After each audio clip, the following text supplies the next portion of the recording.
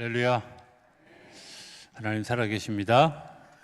오늘 우리 찬양대가 또 귀한 찬양 해주셔서 감사합니다.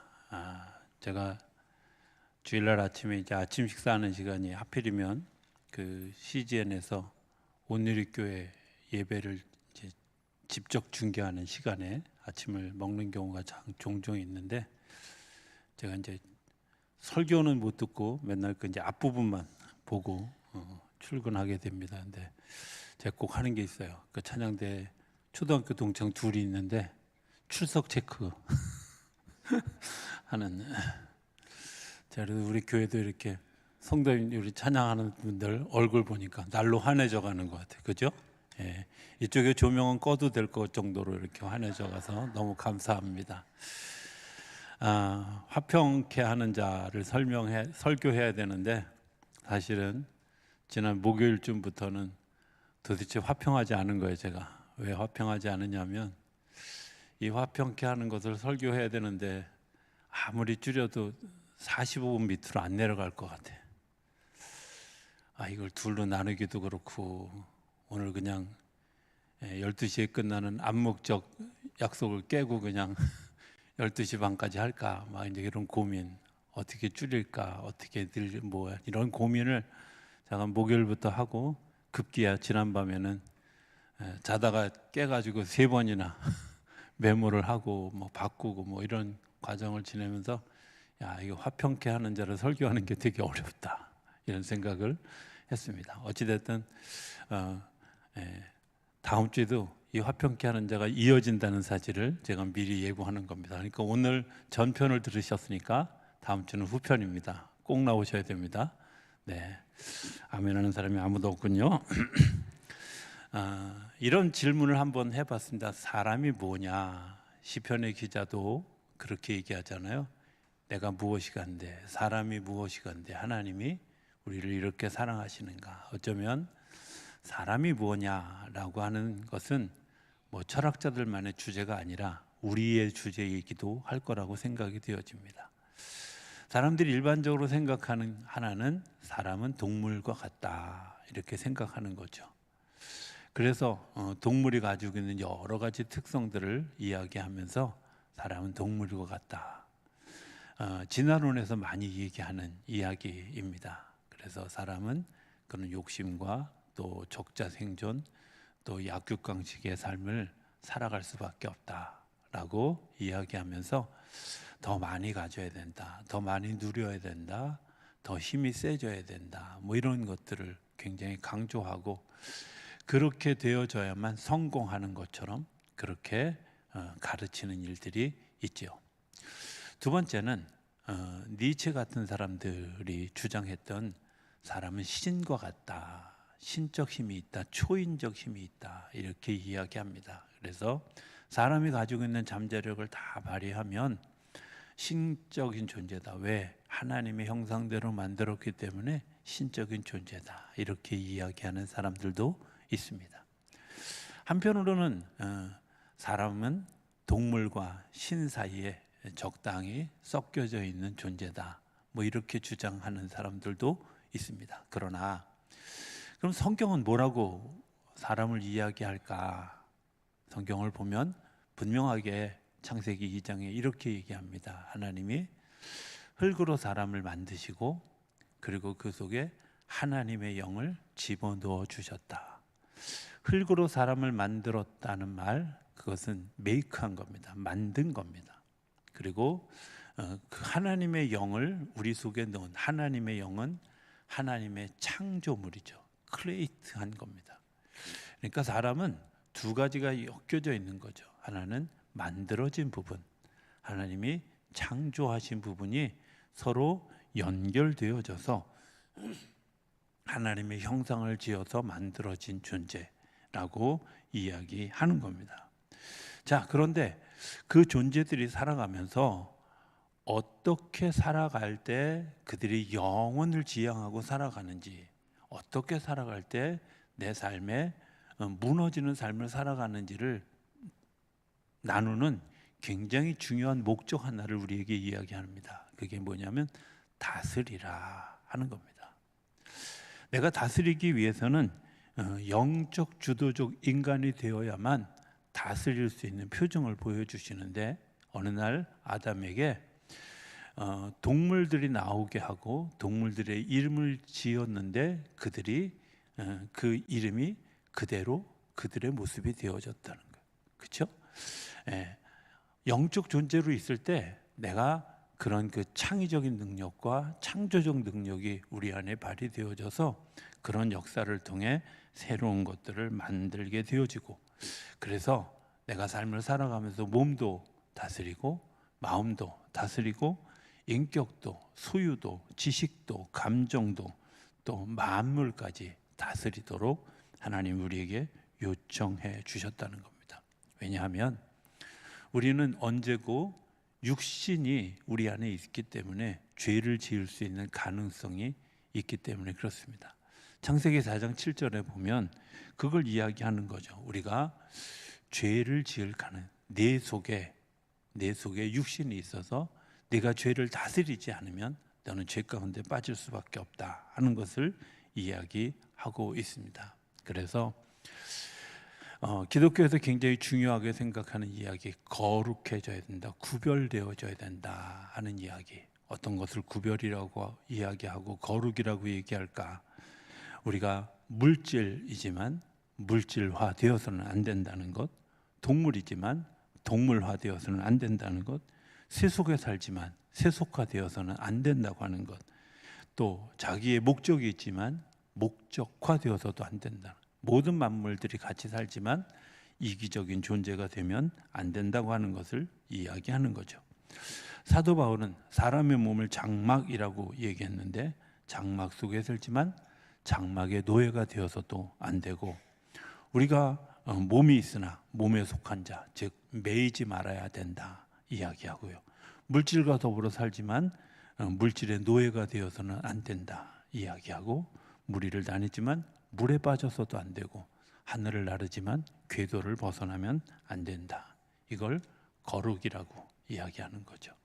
내가 구별되어지는 거죠. 우리가 구별되어진다는 것, 교회와 이곳은 거룩한 곳이고 세상은 속한 곳이 아니라 우리가 그 속에 살아가지만 그 속에서 그렇게 매여 있지 않은, 그 속에 속해 있으나 그것들로부터 자유할 수 있는 그런 것들, 그것을 거룩함이라고 얘기하는데, 그 거룩함을 통해서 세상을 다스려라 하는 것입니다. 화평케 하는 평화라는 말은 아마 그런 배경 속에서 나온 말입니다. 이스라엘 백성들이 서로 만나면 인사하는 인사가 있습니다. 샬롬이라는 말입니다. 우리나라 사람들이 만나면 안녕하세요 하고 인사하는 거하고 같은 맥락입니다. 우리나라의 사람들이 안녕하세요라고 인사하는 것, 왜 그럴까요? 우리 속에는 아주 밤새 위험한 일들이 너무 많이 있었죠. 전쟁이 일어난 것도 새벽에 일어났고요. 그리고 도둑질도 주로 밤에 했잖아요. 그 심지어 뭐 과부를 보쌈해 가는 일도 밤에 이루어졌단 말이에요. 그러니까 아침에 만났을 때 뭐라고 인사해요? 안녕하세요? 밤새 별일 없었어요? 이런 거잖아요. 근데 여기 두 가지 의미가 있어요. 안녕하시냐고 물어보는 것과 더불어 안녕했으면 좋겠습니다 라는 기도가 같이 있다는 거죠. 샬롬이라는 단어도 마찬가지거든요. 당신에게 평강이 있습니까? 라고 샬롬을 물어보는데 거기에는 기도문도 포함되어져 있습니다. 잘 생각해 보면 저는 이스라엘, 특히 유대인들은 이 샬롬이라는 단어하고 되게 안 어울린다 이런 생각을 하게 돼요. 우리가 잘 아는 셰익스피어가 지은 베니스의 상인이라고 하는 그런 그 시곡에 보면 거기에 유대인 한 사람이 나오죠. 샤일록이라고 하는 사람이 나옵니다. 그래도 일부에는 고개를 끄덕이는 사람이 한 4사람 있었던데 여기는 아무도 안 오는데, 이렇게 반응이 없으면 곤란합니다. 어쨌든 샤일록이라는 사람이 나옵니다. 이 사람 고리대금업자죠. 그리고 자기가 돈을 빌려준 그것 때문에 사람의 목숨까지도 취하려고 하는 아주 악한 생각을 가지고 있는 유대인입니다. 저 사람이 샬롬을 외칠 자격이 있을까? 이런 생각을 해보게 되죠. 또 이스라엘 백성들이 살고 있는 유대 땅, 그 중동 지역은 굉장히 위험한 지역이죠. 여러분들, 우리가 악수할 때 오른손으로 하나요? 왼손으로 하나요? 악수해본 지 하도 오래돼서 왼손인지 오른손인지 잘.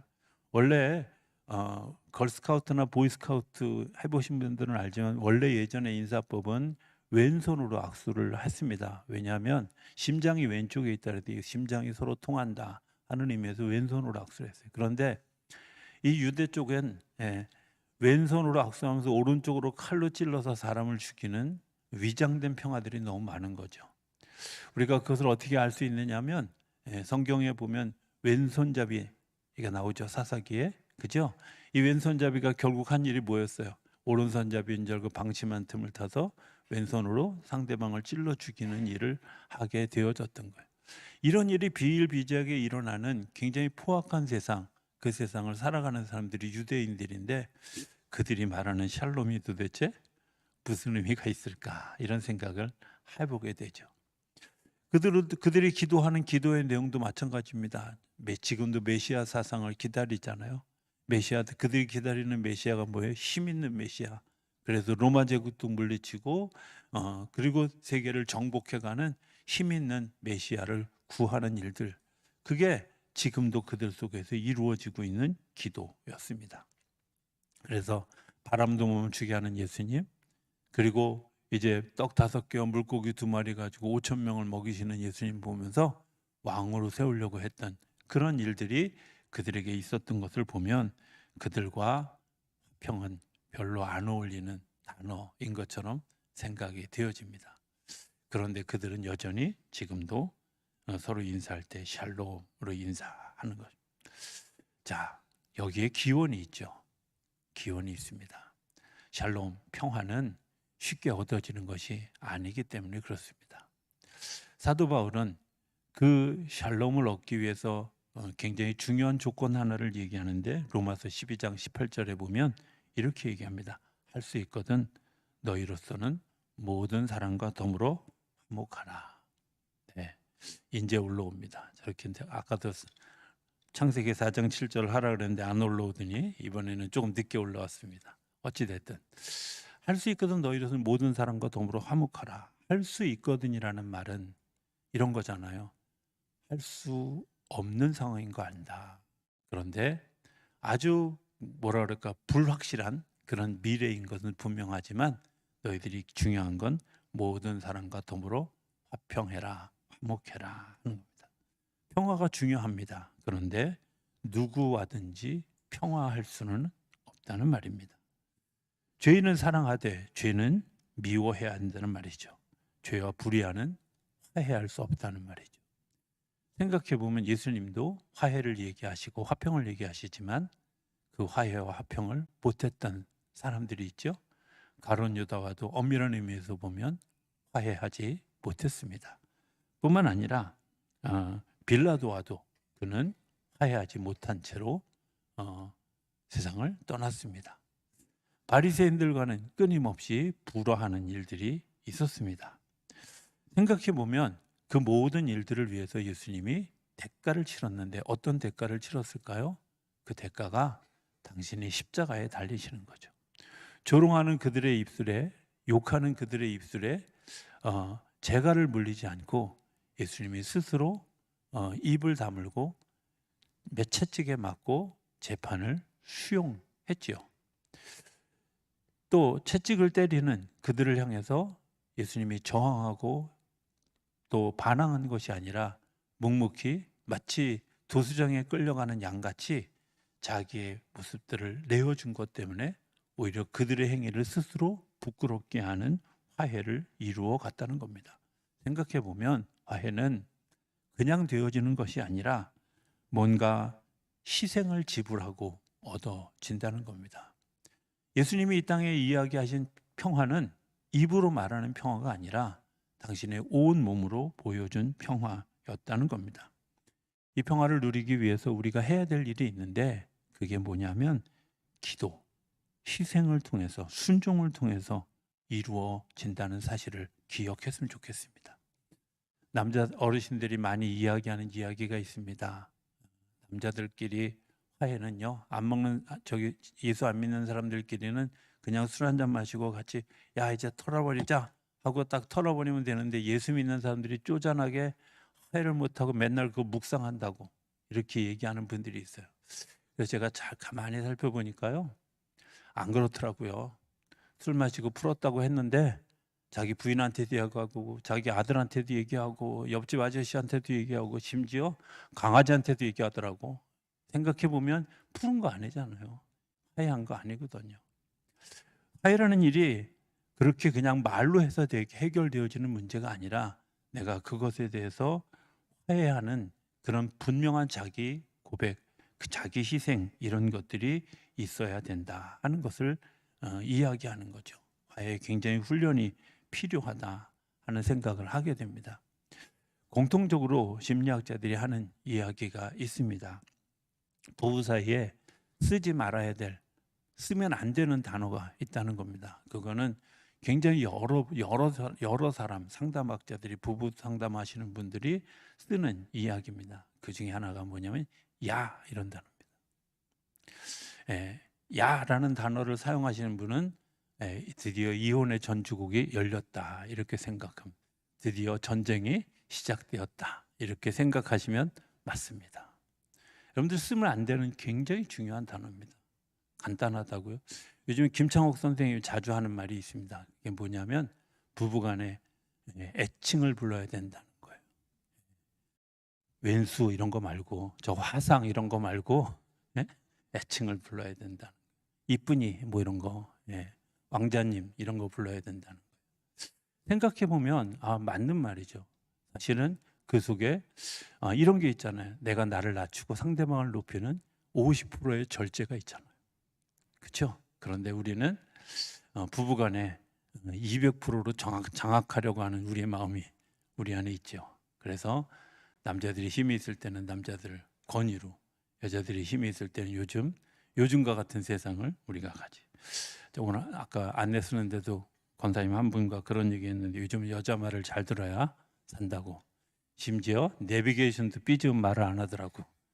그런 세상이 되어져 버렸습니다. 어찌 됐든 화해는 상당한 훈련이 필요하다는 사실입니다. 평화를 만드는 것 어떻게 만들어갈 수 있을까? 제가 아브라함을 통해서 한번 묵상하며 보는 시간이 되어졌습니다. 아브라함은 우리가 잘 아는 것처럼 하나님이 그를 갈대아 우르에서 그를 탈출시킵니다. 불러내십니다. 그런데 두 가지 약속을 하셨어요. 하나는 땅을 주시겠다. 또 하나는 자녀를 주시겠다 하는 약속이었죠. 뭐 길게 얘기할 것도 없이 땅을 주시겠다 한 약속, 그걸 믿고 출발을 했습니다. 왜? 내가 땅을 버려야 하나님이 주시는 땅을 얻을 수 있는 거고, 내가 땅을 포기해야 하나님이 주시는 땅을 얻을 수 있는 거고, 내가 이 땅을 포기해야 하늘나라의 땅을 얻을 수 있는 거잖아요. 그래서 갈 바를 알지 못하고 믿음으로 그냥 걸어가는 겁니다. 자, 그동안에 12장에 보면, 창세기 12장에 보면 그 아브라함이 그 땅을 얻기 위해서 한 행동들이 있어요. 그게 뭐냐면 내가 지금까지 자기 공로를 내세우는 탑의 문화를 살다가 하나님을 높여드리는 단의 문화로 문화를 바꿔요. 그래서 가는 곳마다 제단을 쌓아갑니다. 여러분들 이게 구원의 일이 아니라 내가 믿음으로 살아가는 삶의 훈련이죠. 내가 믿음으로 살아가는 내 삶을 단련해가는 모습입니다. 그리고 하나님이 그 약속한 것을 내 삶 속에 이루어져 가게 하려고 하는 내 고백입니다. 어찌됐든 그가 그렇게 해서 마침내 가나안 땅에 들어가게 되었습니다. 하나님이 약속하신 거 이루어 주셨죠. 그죠? 근데 그 땅에 기근이 들었는데 아브라함이 여기서 못 살겠다. 그리고 애굽으로 도망갑니다. 자, 하나님의 약속이 이루어졌나요? 네, 이루어졌는데요. 하나님의 약속을 우리 스스로가 포기하는 거죠. 이런 생각을 해보게 됩니다. 아니, 하나님이 약속해 주신 땅, 여기가 내 땅이라면 죽어도 여기서 죽어야지. 꼭 굳이 도망가야 돼? 이런 생각을 할지 모릅니다.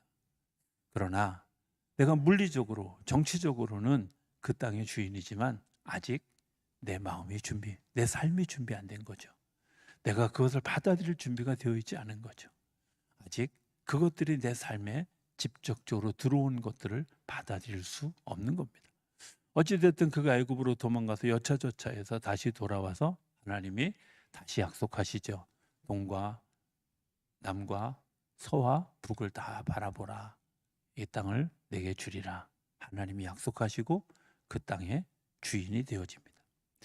자, 두 번째 약속. 자녀를 주겠다는 약속. 1년이 지나고 5년이 지나고 10년이 지나도 안 주니까 아브라함이 당신의 머리를 쓰는 거죠. 그래서 이제 또 다른 부인 외에 다른 이제 자녀를 낳게 됩니다. 그런데 하나님은 그를 인정하지 않으시는 거죠. 그렇죠? 우리가 생각할 때 아버지가 같으면 됐지. 그런데 분명한 것은 하나님이 아브라함과 사라에게 이야기한 거지 아브라함과 하갈에게 얘기한 게 아니잖아요. 하나님이 약속하신 약속의 일들을 위해서 기다림의 시간이 필요하다는 겁니다. 하나님의 약속이 이루어지는 게 다시 얘기하면 내 마음에 진정한 평화가 이루어지기 위해서 기다림의 시간이 필요한 그 기다림의 시간을 내가 묵묵히 기다릴 때 하나님이 주시는 은혜의 사건이 이루어지게 됩니다. 어느 날 아브라함이 이제 장막에 서 있는데 먼 발치에 두 사람이 지나가는 걸 보게 됩니다. 그리고 그를 받아들입니다. 여러분들 그냥 지나가는 사람을 왜 받아들였을까? 이스라엘 사람들에게는 이런 습관이 있습니다. 손님을 잘 대접하는 것, 손님은 나에게 복된 소식을 몰고 오는 천사와 같은 사람들이다 라고 하는 그들의 마음속에 격언이 있어요. 그러니까 그들은 손님을 받아들인 거지만 천사를 받아들이는 마음으로 대접하는 거죠. 하나님을 모시는 마음으로 대접하는 거예요. 그들에게 쉬어가게 하고 먹을 것을 내어줬는데 그들이 이야기해 줍니다. 지나가는 사람입니다. 한 번도 본 적이 없는 사람입니다. 그들이 뭐라고 얘기하냐면 당신에게 내년 이맘때에 아들을 낳을 것입니다. 분명히 아브라함은 얘기합니다. 하나님, 제가 나이 많아 늙었고요. 저희 아내는 단산했고요. 경도도 끊어졌는데요. 어떻게 이런 일이 일어나겠습니까? 라고 반문합니다. 정상이죠. 예, 만약에 있잖아요. 아브라함이 이런 말도 안 하고 예, 그렇게 될 줄로 믿습니다. 그러면 둘 중에 하나죠. 정말 믿음의 조상이거나 아니면 약간 또라이거나 둘 중에 하나죠. 그렇잖아요. 하나님께 항의합니다. 그런데 하나님이 아니다. 내년 이맘때에 줄 것이다. 제가 어느 연극을 보다가 정말 제가 가슴에 벅차서 되게 울었던 기억이 있어요. 그 연극에는 이런 아브라함과 사라 이야기였는데요. 그런 장면, 지금 이 장면이 나오는 거예요. 천사로부터 그런 이야기를 듣고 아브라함이 그 천사들이 떠나고 난 다음에 아내 사라를 부릅니다. 부르고 어깨동무하면서 임자, 오늘 밤에는 내 장막에서 같이 잡시다. 그리고 두 분이 아브라함의 장막에 들어가는 거예요. 무슨 얘기인지 아세요? 여러분들 실천해야 아기가 생기지.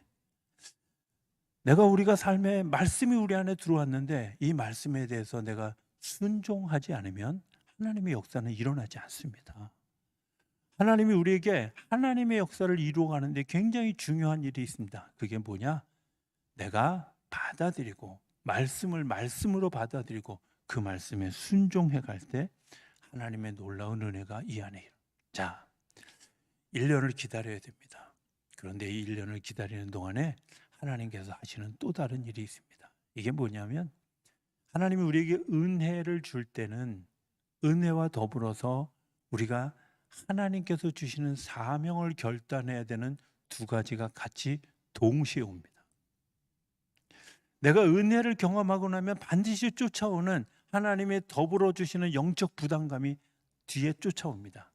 그래서 은혜 받을 때 은혜 뒤에 주시는 하나님의 역사가 있어요. 제가 정말 하나님을 다시 이제 바라보고 하나님, 제가 이 길을 가겠습니다 하고 결단했던 그런 사건이 있어요. 뭐 길게 얘기할 수 없기 때문에 제가 짧게 얘기하면 외관이라고 하는 그런 그 동네에서 이제 텐트를 치고 잠을 자다가 하나님의 밤에 새벽 2, 3시쯤이었던 것 같아요. 성령아, 일어나서 텐트 들고 뚝으로 올라가라고 소리를 질러서 정말 텐트를 그냥 뽑듯이 들고 뚝 위에 올라갔는데 진짜 2, 3분 안에 위에서부터 상류로부터 물이 내려오는데요. 정말 물이 솟아오더라고요. 야, 죽었구나. 나를 살리셨구나 였는데 그 살리셨구나 다음에 저절로 제가 나오는 찬송이 있었어요. 주 하나님 지으신 모든 세계 주님의 높고 위대하심을 찬양하고 그 뚝에 앉아서 그날 결심합니다. 제가 주님 가겠습니다. 주님 가시는 길 가겠습니다. 싫어서 내 스스로 되게 여러 가지 부담감 때문에 싫었던 그 길 결정하는 거죠. 아브라함에게 하나님이 그 은혜의 시간을 하나님이 사명으로 바꾸는 시간이 있었습니다. 그들이 들려준 이야기입니다. 지금 그들이 소돔과 고모라를 향해서 가고 있는데 소돔과 고모라 성이 멸망할 것입니다 라고 이야기하는 거예요. 멸망할 겁니다. 그 천사들이 아브라함에게 소돔과 고모라 성이 멸망할 것이니까 네가 기도해라 라고 이야기한 거 아닙니다. 소돔과 고모라 성이 멸망하는 그것을 위해서 그들이 간다고 얘기했을 때 아브라함의 마음속에, 아브라함의 심령 속에 내가 그것을 위해서 기도해야 되겠다는 마음이 듭니다. 그리고 하나님께로 나아가서 하나님, 저들이 죄 지은 건 맞습니다. 죄로 관영한 땅인 건 맞습니다. 그런데요, 저 사람들 때문에 의인까지 죽으면 안 되지 않습니까? 하고 기도하는 거죠. 하나님, 저기서 의인 50명도 같이 죽으면 안 되지 않습니까? 의인 50명이 있다면 저 땅을 구원해 주시겠습니까? 기도할 때 하나님이 그러라고. 아무리 봐도 50명 안 될 것 같으니까 45명, 40명, 30명, 20명, 10명으로 줄였는데도 하나님이 계속해서 그래, 그러면 내가. 저는 그 끝구절에 되게 의미심장한 구절 하나를 발견하게 됩니다. 거기에 뭐라고 되어 있냐면 하나님께 그것을 의탁하고 돌아섭니다. 이제 하나님의 손 안에 있습니다. 포기하는 것 같지만 하나님께 의탁하는 겁니다.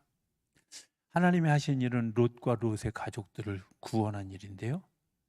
여러분 생각해 보면 롯이 의인이었을까요? 아니요. 성경을 잘 들여다보면 롯이 결코 의인이 아니었다는 사실을 알게 됩니다. 그 천사들이 찾아왔을 때 그들과 상관하겠다고 사람들이 막 문을 두드릴 때 의로운 것처럼 보이지만 사실은 그도 그들의 문화에 예속되어져 있다는 사실을 알지요. 자기들 딸을 내어줄 테니까 마음대로 하라고. 또 천사들이 얘기할 때 네가 이 성을 빠져나가라 얘기할 때 머뭇대고 그리고 안 갈 핑계들을 댔지요. 그럼에도 불구하고 강력한 손에 이끌려서 롯이 구원을 받습니다. 아브라함의 기도와 롯의 구원과 어떤 상관이 있을까요? 생각해 보면 평화를 만드는 자들, 화평을 만드는 자들의 중요한 특징이 있습니다. 그것은 하나님의 구원의 역사에 참여하게 된다는 겁니다. 그 일을 위해서 하나님이 우리에게 은혜를 부어주시고 우리에게 사명을 주시고 그 일을 위해서 우리를 부르신다고 하는 거죠. 자, 그러면 어떻게 하면 피스메이커의 삶을 살아갈 수 있을까? 다음 주에 이어가겠습니다.